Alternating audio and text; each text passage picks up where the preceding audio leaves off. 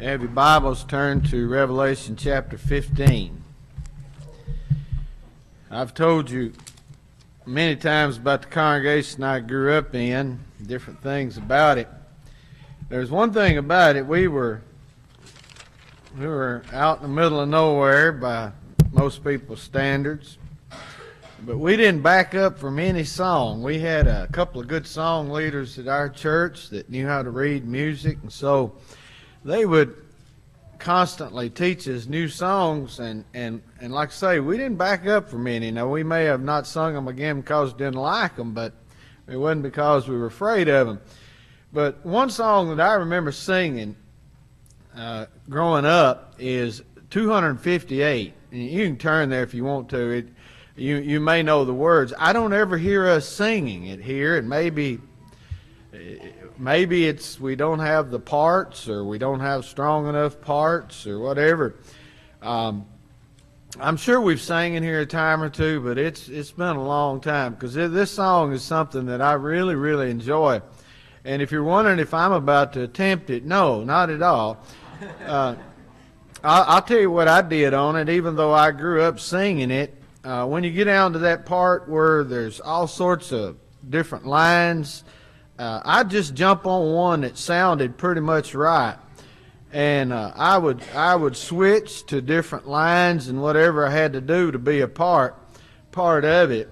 But there's something in that song that I love the tempo of it. I love the different parts, even though, like I said, I don't know which part I was supposed to be on. But there's a phrase in there that is a biblical phrase, and it is that in heaven they sing the song of Moses and the Lamb. And that's really my take on that, other than maybe I can encourage some of our song leaders here to lead that as well, which would be a blessing, I think, unless we really did a bad job. And then it'd be not so much a blessing. But anyway, in Revelation chapter 15, what we have in verse 3, it says, they sing the song of Moses, the servant of God, and the song of the Lamb. And then it goes on and tells some of the words of the song. And one of the things I've pointed out many times is that the book of Revelation is a book of worship. I mean, that's one of the main things that goes on in it. And if you're fortunate enough to have chosen a Bible translation that puts songs and poetry off in stanza form, you'll know that you'll see just about on every page there is a song. And we understand the importance and power of music. There's something else that's going on in the book of Revelation that I haven't emphasized as much as I ought to, and I'm going to try to tonight, and that is the book of Revelation needs to be understood and read as a new Exodus. I just want to throw that out there, and then I'll kind of build on that. So they sing about Moses and the Lamb. Well, it seems to me like the spotlight ought to be entirely on the Lamb, but there is a message there that links these two together. What do they have in common? Well, both of them had a covenant for the people who would be God's children. Moses, of course, brought the old covenant. Jesus brought in the new covenant. Now, the Bible makes very clear that Jesus is far superior to Moses in every way. That's not to say that Moses was not great. Moses, to me, was Mount Everest, and I might be an anthill. I mean, Moses was one of the greatest human beings to ever live, but then you think about Moses being way up here, well, he's still no comparison to Jesus at all. And you can hear this in the book of Hebrews, and I'll try to let you follow along, but you don't have to turn there right now. In Hebrews chapter 3, where it talks about Jesus is greater than Moses, he says, now Moses was a faithful servant in God's house.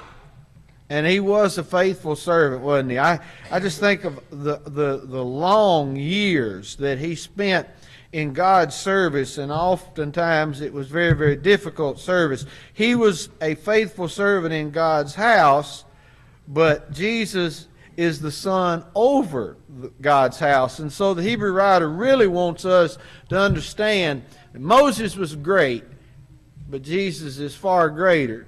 And we also see this in the Mount of Transfiguration, a story that pretty much all of us are familiar with. A story that I love for a number of reasons, and I won't take off on any of them, but this one is that you've got Jesus who takes Peter, James, and John, that inner circle, up on this mount, and Jesus is transfigured before them, and there is Moses and Elijah talking to Jesus on the mountain. And Peter, being the guy that never really knows when to be quiet, says, Lord, it's good to be here. Talk about an understatement. Lord, it's good for us to be here. Let us build 3 tents. It says tabernacle, but 3 tents, one for you, one for Moses, one for Elijah. And you remember what God said. God spoke at that time, and he says, this is my son, hear him. So he places Jesus above Moses and Elijah, the great non-writing prophet of the Old Testament. Now Moses, as great as he was looking forward to the coming of Jesus. I mentioned this in Bible class this morning in Hebrews chapter 11, where it talks about that he counted the reproach of Christ greater riches than all that of Egypt. So Moses, even though, and even we ran down a phrase where Moses says that God is going to raise up a prophet like unto me, and to him should be the obedience of the people. So you have all of this pointing to Jesus, but that's not to take anything away from what Moses did, because Moses was a part of the Exodus. Now, I know this is going to sound amazing to you. If there's one thing that I don't think that we will ever regret, and that is the fact that we emphasize the Bible so much in Churches of Christ. I've been teaching New Testament now for 14 years and Old Testament for a pretty good bit of time too at Western. And this time my class, they're killing South Campus, and the students load just getting smaller and smaller. And I have 8 students in there, and I asked them the other night, I said, what's the Exodus all about? Tell me the story of the Exodus. Nobody spoke up. I said, you do know the story of Exodus. And you don't write, you do know, you just are hesitant about talking. Now, one of them is a pretty active churchgoer. The others, that's a little bit so. And I finally said, well, now look, don't be embarrassed. I said, I don't want to make you feel embarrassed, but if you don't know the story of the Exodus, nod your head that you don't know it. They didn't know it. That's amazing to me. But just a refresher, because it may be that you don't know the story of the Exodus. And I know that's been silly, but I'm going to run over it pretty quick. You remember that the children of Israel ended up down in Egypt. And after a period of time, I mean, they were multiplying like rabbits. And after a period of time, there rose a Pharaoh who didn't know Joseph. I think probably a change in dynasties, in the Egyptian dynasty. And he didn't know who Joseph was. He didn't care who Joseph was. He didn't feel like he owed Joseph or his relatives anything. And so he begins to oppress these people because they're clearly outsiders. And he begins to oppress them and make them into nothing more than slaves. And the people began to cry out to God. Now, listen, to be perfectly honest, they're not real strong children of God at this point. They have a distant memory of God, but they're not real good God-fearing servants. But they at least cry out, and God hears them. And he sends Moses to them, and then by a series of plagues, and that's what I want you to get, by a series of plagues, he finally breaks the will of Pharaoh, and the children of Israel are allowed to leave. Now, they don't just march right out to the promised land. They spend a little time wandering around, and then they get there, and then they refuse to go in, and so they get to wander around a long time, and then finally they get to go to the promised land.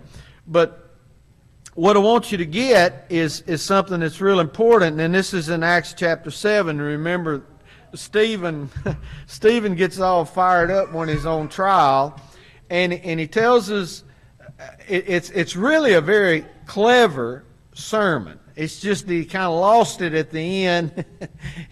His song of invitation brought a crowd out, but it brought a crowd out throwing rocks, okay? His last words to them were infuriating. But he basically goes through the story of Israel's history. And in that process, he's pointing out something. It's kind of subtle at first. It talks about Moses in Acts 7 and verse 23. This is Stephen preaching. When he was 40 years old, it came into his heart to visit his brothers, the children of Israel, and seeing one of them being wrong, he defended the oppressed man and avenged him by striking down the Egyptian. That seems to be a very noble thing on the part of Moses.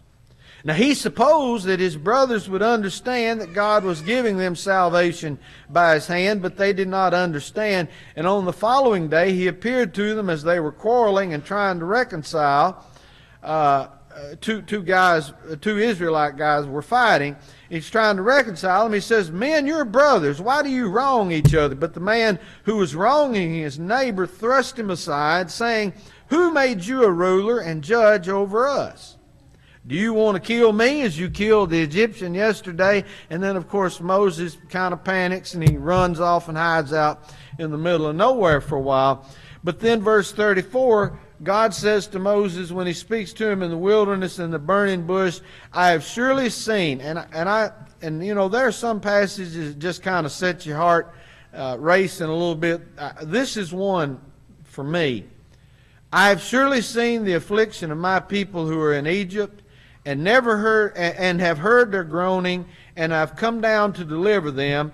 And now come, I will send you to Egypt." That God says, and actually God says in the book of Exodus, "I have seen, I have heard, and I'm coming down." Now that's powerful. God is about to act. And he's going to act using the person of Moses. Now, verse 35 says, "This Moses whom they rejected, saying, 'Who made you a ruler and a judge?' This man God sent as both ruler and redeemer by the hand of the angel who appeared to him in a bush." Now look at verse 39 if you're in chapter 7. "Our fathers refused to obey him, but thrust him aside, and in their hearts they turned to Egypt." So you've got God sending a deliverer, and his own people reject him.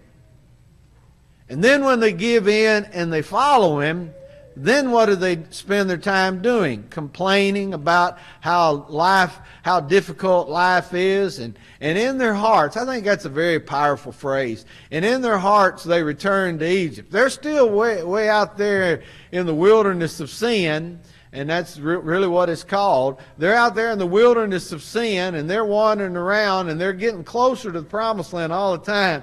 But in here, they're thinking, boy, back when we were in Egypt, we had, we were worked to death, but we had plenty to eat. We had onions and garlic and all that stuff that was tasty. And out here, all we get to eat is this manna. And every time they get short on water, they go to complaining. But and by the way, go back and read Acts 7, because Stephen is crafting this sermon to an audience of people that have denied that Jesus is the Messiah. And what he's doing is he's saying, every time God sent you a deliverer, you have the history of rejecting him.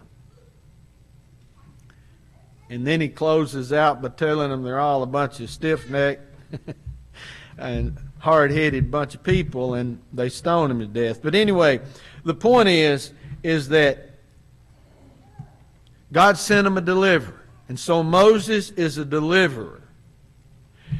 And Moses leads the Exodus. And that's where I want you to go, because you see, in this theme of the Exodus, this story of the Exodus, it is reenacted time and time again throughout the Bible. In fact, what I've done is I've got a separate Bible where I'm going through and I'm trying to build a study on this. and I'm going through and I'm marking every passage that is Exodus related, and you will be amazed. If you do this yourself, you will be amazed at the number of times that this idea of Exodus is brought up again and again. They're singing 1,000 years later in the temple. They're singing about the Exodus, and when they're taken off into captivity in 586 BC, and they're taken off to the Babylonian captivity, Isaiah starts telling them before this ever happened. Isaiah says God is going to punish you. You're going into another land. You're going to be oppressed, but there's going to be a new Exodus. In fact, it's going to be so grand you won't even talk about the old one. And so this theme continues, but now this theme doesn't just end with the return of the captives from the Babylonian captivity. This theme continues on in the New Testament. Now, I'm just going to throw out one little thing here and show you how it continues on in the New Testament. After Jesus is baptized, where does he go? Goes out in the wilderness. What happens to him while he's out in the wilderness? He's tempted by the devil. Well, what happens to you when you're baptized? You're in the wilderness, and you're on a journey, and you're trying to get to the promised land.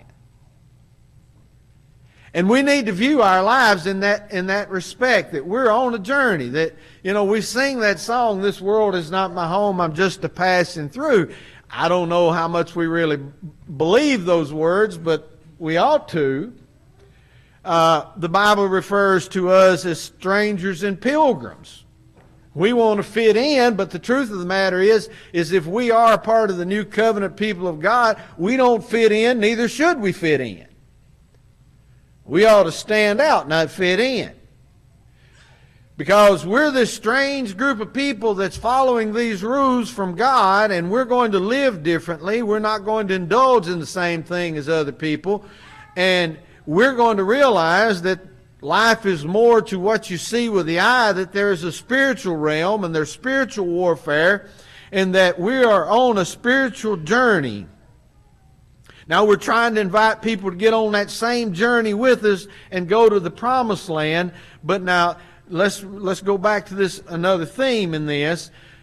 What is it that we're supposed to do, or what is it that's ultimately going to save us and set us free? Now, y'all know the answer to that, right? The children of Israel, how were they saved?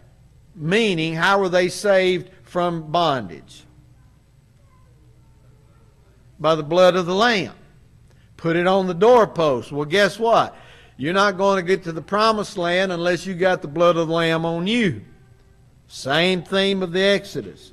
Now, the writer in Hebrews really spends a lot of time on this. If you want to flip over there, you can look at Hebrews chapter 3, in which he starts saying this over and over again. And this is connecting with Revelation 15, because I want you to see this.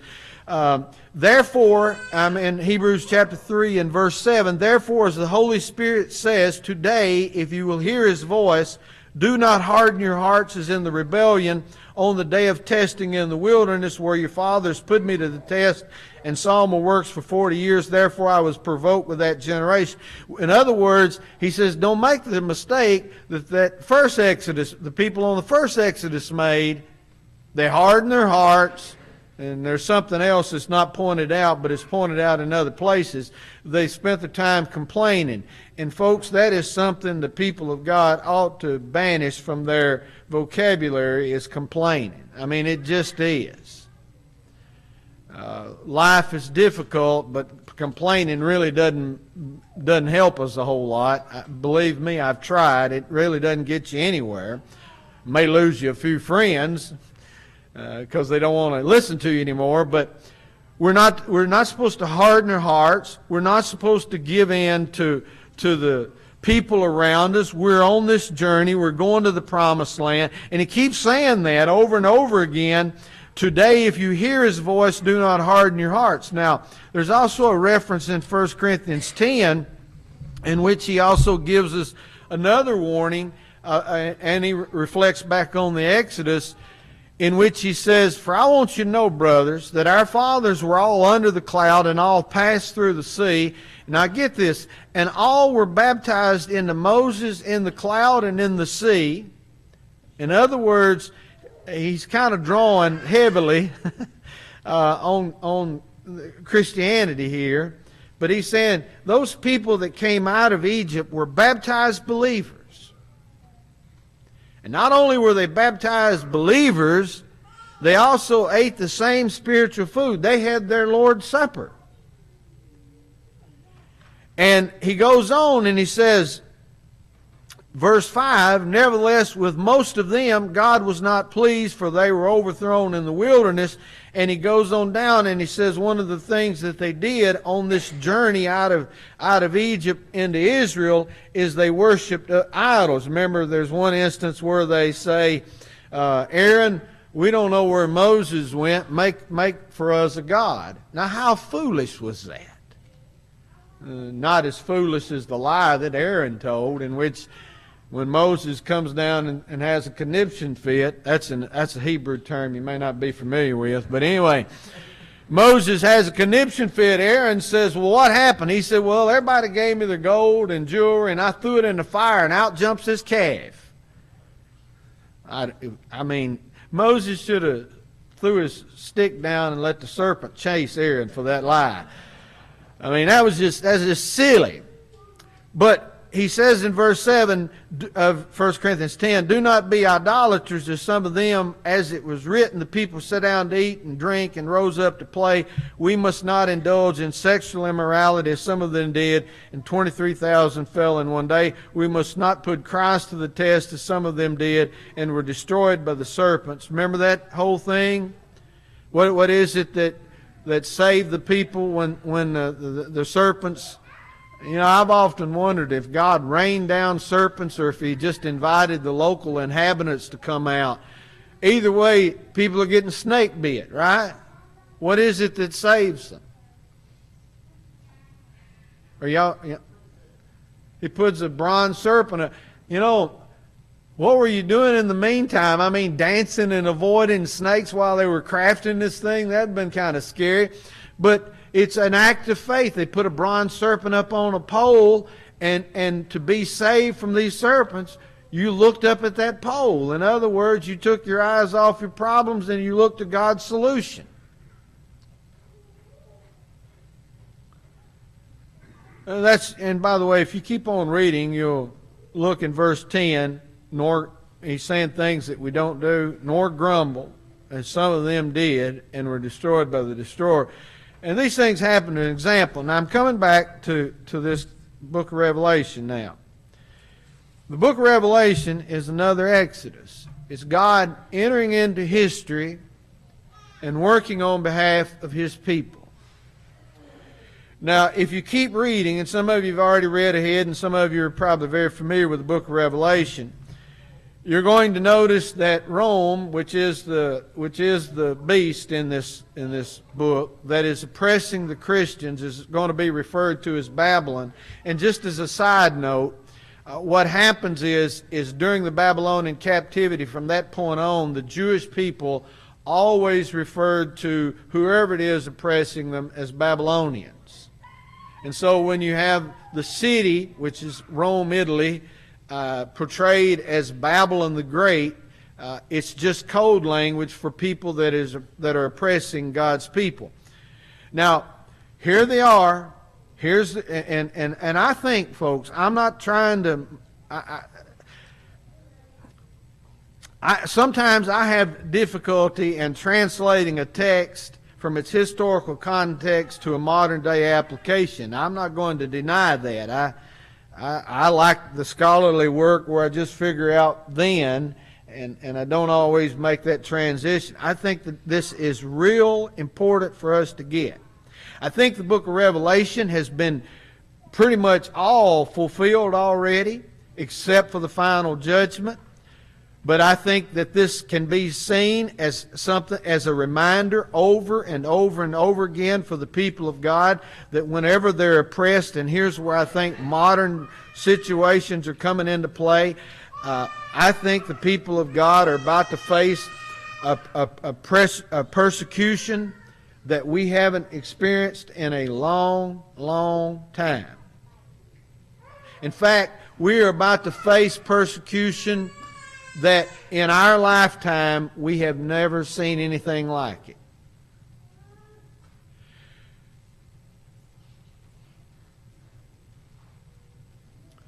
So what do we do when we're going through hard times? Well, Jesus reveals a message for John. And his message is, over and over again, do not give up, do not give in, worship God and Him alone. It doesn't matter. Now, folks, I know this is hard for us to get our minds around. But can you imagine living during that time, and we gather here next Sunday morning? Now, don't anybody get excited and think about the possibility of this as real as you want it to be. But you gather next Sunday morning, and somebody says, "Where's the preacher?" And somebody says, "Well, believe it or not, they took him." I don't know what proper grammar is there. They took him, and they apparently have killed him, and we don't know where he is. And they said, the officials said, when they came and got him, they're going to root out and find every Christian in this community, and they're going to destroy them. Now, here's your option, folks. Here's your option. To avoid that, all you've got to do, and you can cross your fingers and do it, is pretend to worship the Roman gods and the Roman Caesar. That's all you got to do. How many of us are strong enough Christians that we would say, bring it on, we're not going to deny Christ? Now, God says to these people that are in this situation, are you listening? I am not going to deliver every one of you from this physical death or torture. But I am the God of the Exodus, and I will destroy the enemy that persecutes you, and I will take care of those who are faithful to me unto death.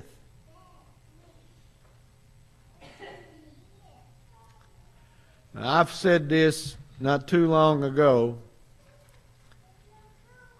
God expects a lot of us. Now, He also gives us grace and mercy when we don't measure up.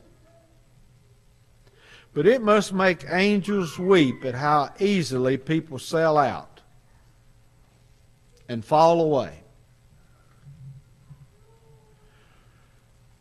You know, I don't care how difficult your life gets. God is ultimately our deliverer. We are on an exodus. We're on a journey. And if we stick with Him by faith, we're going to get to the promised land. If we deny Him, we die in the wilderness and we're separated from Him forever.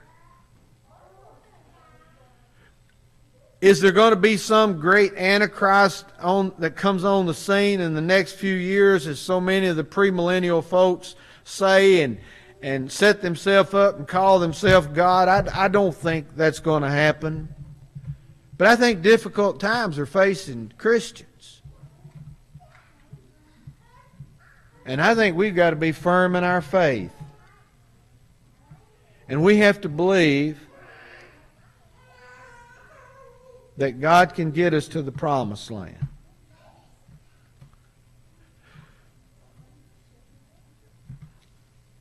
Now, this is going back on something that I mentioned last Sunday morning.